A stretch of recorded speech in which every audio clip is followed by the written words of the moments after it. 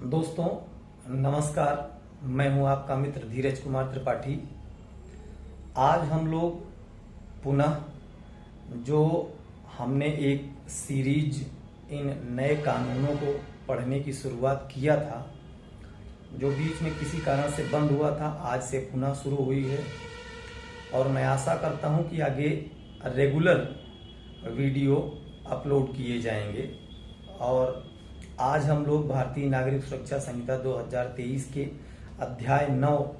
परिशांति कायम रखने और सदाचार पर प्रतिभूति के विषय में पढ़ेंगे। जो धारा 125 हम लोग पहले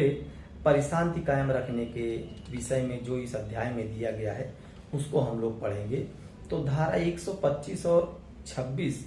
परिशांति कायम रखने के लिए जिनसे प्रतिभूति ली जाएगी उनके विषय में प्रावधानित करता है। धारा 125 कहता है कि दोष सिद्ध व्यक्ति जो हैं उन पर अगर परिशांति कायम रखने के लिए उनसे प्रतिभूति ली जानी है तो उसकी क्या प्रक्रिया होगी। तो उसके लिए जो भारतीय नागरिक सुरक्षा संहिता में प्रावधान किए गए वह यह हैं कि जब सेशन न्यायालय या प्रथम वर्ग मजिस्ट्रेट को धारा 125 की उपधारा 2 में दिए अपराध, उनमें अपराध कौन कौन से हैं, भारतीय न्याय संहिता 2023 का अध्याय 11 लोक प्रशांति के विरुद्ध अपराधों के विषय में, जिनमें धारा 193 की उपधारा 1 जो भूमि के स्वामी या अधिभोगी जिस पर विधि विरुद्ध जमाव किया गया है उनका दायित्व, या धारा 196 जो धर्म, मूलवंश, लिंग, जन्म स्थान, निवास स्थान आदि पर शत्रुता या सौहार्द को बिगाड़ने का प्रयास करते हैं, उसके प्रतिकूल प्रभाव डालने का कार्य करते हैं वो अपराध,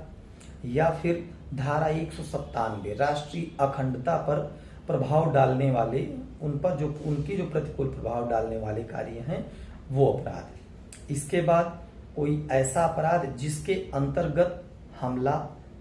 जो भारतीय न्याय संहिता की धारा 130 या आपराधिक बल धारा 129 या रिष्टी धारा 324 करना। उसके बाद है अन्य में आपराधिक अतिद्रास का कोई अपराध करना या कोई अन्य अपराध जिससे परिशांति भंग हुई है या भंग होने की आशा है या जिसके बारे में ज्ञात था कि उससे परिशांति भंग होगी, तब सेशन न्यायालय या प्रथम वर्ग मजिस्ट्रेट उस अपराध के लिए या उस अपराध के दुष्प्रेरण के लिए किसी व्यक्ति को दोषसिद्ध ठहराता है। उसका पूरा विचारण चलता है, ट्रायल होता है, उसके बाद न्यायालय उसे सिद्ध दोष ठहराता है और उसकी राय में यह आवश्यक है कि परिशांति कायम रखने के लिए ऐसे सिद्ध दोष व्यक्ति से प्रतिभूति ली जाए, तो न्यायालय दंडादेश देते समय उसे यह उस मतलब जो दंडादिष्ट व्यक्ति है, अभियुक्त है, उसको यह आदेश दे सकेगा कि 3 वर्ष से कम मतलब 3 वर्ष से कम की अवधि के लिए जितनी आवश्यक समझे, वो 2 वर्ष का भी हो सकता है, तो जितना वह समझे 3 वर्ष से कम की अवधि के लिए उससे परिशांति कायम रखने के लिए बंध पत्र या जमानत पत्र निष्पादित करने का आदेश दे सकेगा। ये न्यायालय करता है किसी अभियुक्त व्यक्ति से जो उपरोक्त अपराध हमने बताए हैं वो अगर वो करते हैं उसके लिए उनसे ये करवाया जाएगा। और अब इसकी उपधारा 3 जो कहती है वो यह कहती है कि यदि ऐसी दोष सिद्ध जो की गई है न्यायालय के द्वारा उसकी अपील करने पर या अन्यथा जो किसी अन्य कारणों से अपास्त कर दी जाती है, तब वह बंध पत्र या जमानत पत्र शून्य हो जाएगा, स्वतः समाप्त हो जाएगा, उसको समाप्त कराने की जरूरत नहीं है। उपधारा 4 कहती है कि ऐसा आदेश अपील न्यायालय द्वारा या किसी न्यायालय द्वारा जब भी वह पुनरीक्षण की अपनी शक्तियों का प्रयोग कर रहा हो किया जा सकेगा। मतलब सूक्ष्म रूप में जब न्यायालय, सेशन न्यायालय या प्रथम वर्ग मजिस्ट्रेट किसी दोष सिद्ध व्यक्ति को यदि दोषी ठहराता है तो वह उससे 3 वर्ष से कम की अवधि के लिए बंध पत्र या जमानत पत्र पर शांति कायम रखने के लिए भरवा सकेगा, जो उपरोक्त अपराध बीएनएस के हमने गिनाए हैं उनके लिए। और धारा 126 है वह अन्य दशाओं में परिशांति कायम रखने के लिए प्रतिभूति की बात करती है। उसमें कहा गया है कि कोई भी कार्यपालक मजिस्ट्रेट मतलब एग्जीक्यूटिव मजिस्ट्रेट, जैसे एग्जीक्यूटिव मजिस्ट्रेट कौन होते हैं, डीएम हो गए, एसडीएम हो गए या तहसीलदार हो गए, या फिर डीएम के द्वारा या राज्य सरकार के द्वारा विशेष या सशक्त कोई और मजिस्ट्रेट हो गया, तो उसको यह सूचना मिलती है या संभाव्य होता है कि कोई परिशांति की जाएगी या उससे लोक प्रशांति विक्षुब्ध होगी, ऐसा कोई सदोष कार्य कोई व्यक्ति कर रहा है और उसके पास इसका पर्याप्त आधार है कि वह ऐसे व्यक्ति से अपेक्षा कर सकता है कि भाई वह अपराध करने वाला है या ऐसी लोक प्रशांति भंग करेगा, तो उसके आधार पर कि वह कारण दर्शित करे, उसको एक नोटिस देगा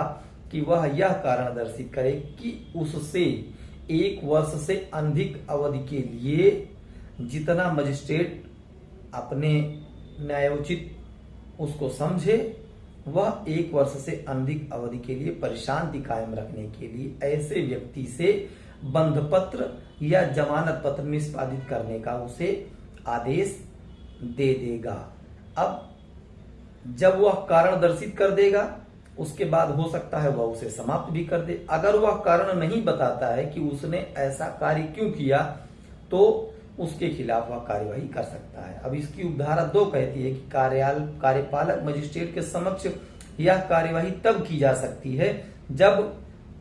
तो वह स्थान परिशांति भंग या विक्षोभ की आशंका हो। अगर परिशांति भंग हो चुकी है या उसकी आशंका है, तब जो भी कार्यपालक मजिस्ट्रेट जिसकी लोकल ज्यूरिसडिक्शन, उसकी स्थानीय अधिकारिता के अंदर ऐसा व्यक्ति आ रहा हो, तो उससे परिशांति भंग करने के लिए जो लोक प्रशांति विक्षुब्ध कर रहा है, ऐसे या सदोष कार्य कर रहा है जिससे कि समाज में एक तरीके का सौहार्द बिगड़े या कोई ऐसा काम हो जिससे कि लोगों को नुकसान हो, तो उसके लिए उससे 1 साल से कम की अवधि का बंध पत्र या जमानत पत्र भरवा सकता है। दोस्तों, आज हम लोगों ने परिशांति भंग होने के मामले में समझा कि कैसे न्यायालय और कार्यपालक मजिस्ट्रेट दोनों अलग अलग किस तरीके से किसी दोषी व्यक्ति से परिशांति भंग पर उनसे एक तरीके से कि वह उसको दोबारा न करें, उतनी अवधि के भीतर न्यायालय 3 वर्ष और कार्यपालक मजिस्ट्रेट 1 वर्ष के लिए तो उनसे बंध पत्र या जमानत पत्र भरवा सकता है। तो जो लोग भी यह वीडियो देख रहे हों, अगर वह इससे मतलब कि कुछ ऐसा कुछ करने के विचार में हैं या नहीं कर रहे हैं, तो आप लोग ये समझ लें कि यह गलत है। परिशांति हमें समाज में शांति बना के रखनी है। अन्य प्रावधान जो सदाचार कंडक्ट करने के लिए प्रतिभूति हमें दी जाती है, हमें देनी होती है, उसके विषय में हम लोग कल बात करेंगे, कल पढ़ेंगे। धन्यवाद।